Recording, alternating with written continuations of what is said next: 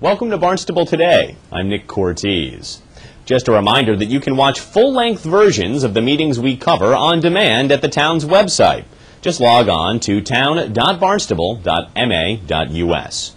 Well, if you've taken a ride down Route 28 in the last 24 hours, specifically toward the intersection with Old Stage Road, you've likely noticed a substantial addition to the skyline in the form of a brand new water tank rising above the trees.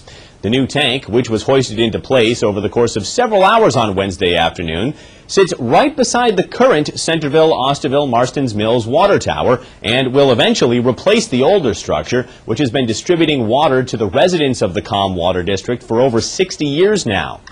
Yesterday, we visited the construction site just off of Old Stage Road as the hoist was getting underway to learn more about the project and the water district in general from Calm Water Superintendent Craig Crocker. All right, well, we're out here now on Old Stage Road, and behind us is a giant new water tower. And here to talk to us about this and a lot of related issues to the COMM Water District is COMM Water District Superintendent Craig Crocker. Craig, thanks for joining us. Thank you. Now, Craig, tell me a little bit about what is going on behind us today. Right now we're in the hoisting the tank top out. We'll be starting pretty soon here. They'll be hydraulically lifting the cable, the shell of the tank into place where it'll be welded, and work will continue on as far as putting the roof on and doing any of the other work that needs to get done before we can put it into service. In terms of what we're looking at now and what it'll look like in a day or two from now, what's different about how it looks now and how it will look? In about 3 or 4 hours, it's going to be at the top of the pedestal. Mm-hmm. So from there on, that's probably what everyone from the ground will see. Yeah, okay. That'll be the finished product. Gotcha. But, there's still a lot of more work to do on the inside to get it ready for water. Still a few months before you switch from this water tower to that one, right? Yes. Probably not until October, November, December in that area, if the weather permits. We'll be able to decommission the old tank. Mm-hmm. That'll be dismantled, and the new tank will be in service at that time. Gotcha. Now, I'm wondering a little bit about why the Calm Water District and Fire District needs a new water tank at this point. Well, it's a good question. Our system has grown. This tank here, 250,000 gallons, was built in 1946. The demand on our system was a lot less than it is now. We've got 12,000 service connections, 250 miles of water mains. That puts quite a bit of demand on our system, especially during the peak season, which is basically May through October now. Sure. What this will do is provide more storage in the air. It'll give our equipment longer rest time, so our wells won't be running, pumping, and filling the system. We'll have probably in July and August those wells usually run from 18 to 24 hours a day. Puts quite a tax on them. So this new tank will give us a longer rest period because we'll have more storage in the air, which will benefit us hydraulically. Yeah, obviously, and that's crazy that this last one was built in 1946, and obviously the town has grown quite a bit since that point. Yeah. So tell me a little bit about how water tanks actually function in terms of serving water customers here.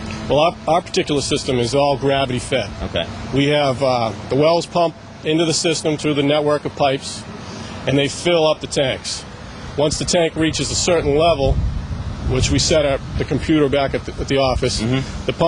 the wells will shut down. Okay. And then the system will just gravity draw from that as the demand takes the water out of the tanks.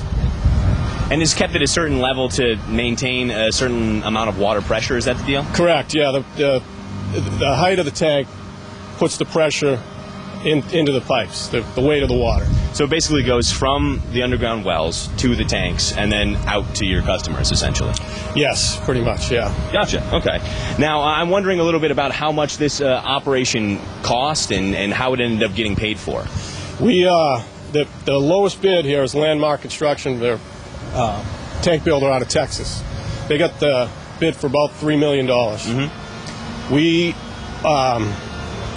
applied and qualified for through the state revolving fund. Yep. We got a 2% interest loan. which is a very low interest Very, loan. very good rate. Then on top of that, we qualified for the American Response and Recovery Act funds, Okay. the stimulus funds. Sure. So we get it. What will benefit from that is getting a 20% principal forgiveness right off the top of that $3 million. And then the rest of it comes from user fees? Yeah, we plan to pay the bond off through rates and services. We're not on the tax rate at all. So we're sort of an enterprise fund where we all our capital improvements and all our operation and maintenance is funded directly through the user fees. What kind of timeline did the project take to get to this point? I mean, it's obviously a huge structure. I mean, it looks pretty like a pretty substantial undertaking. Yeah, we started last year, last spring. They took they worked and got to this point a little. They didn't paint this year, but we stopped at the winter, and they started back up in the spring, in May, and they got the painting done. So that takes us to where we are now. All right, so I'm curious, since I have you here and you're a water superintendent, I'd like to get your perspective as to what you thought about the Silent Spring study that came out a couple of months ago. I know the town of Barnstable and a number of water districts participated in that study where they were testing to see whether or not certain chemical compounds were turning up in the town's drinking water and drinking water wells across Cape Cod. So they ended up coming back and finding that most of the wells that they did research on contained very, very trace amounts of chemicals, like parts per trillion, which has not been proven by any measuring standard to be harmful to humans at this particular point. But I'm curious to hear your reaction to the study in general, first of all. We see the study as a sort of like a crystal ball where we can predict into the future. We should be using that to educate our customers on how to dispose of any of these things that are ending up in our water supply.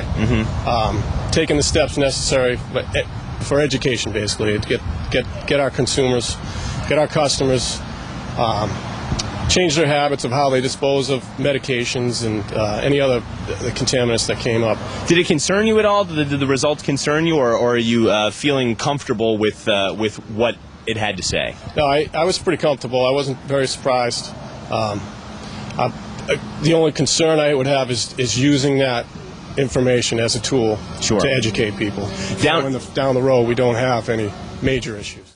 Now, my last question to you then, I think, is a perfect one to wind up with. In terms of protecting the water supply here in your district with the brand new water tank and all that, what can you tell folks about the proper way to get rid of pharmaceutical drugs or whatever the case may be to maybe make your life a little bit easier and everybody's life a little bit easier down the road? Yeah. They can go to our website. It's calmwater.com. We have a whole page dedicated to how to get rid of these things safely. They can support district and town meetings as far as purchasing land around the wells within the town. Any other ordinances or regulations or bylaws that come up supporting protection of our drinking water wells would be very beneficial.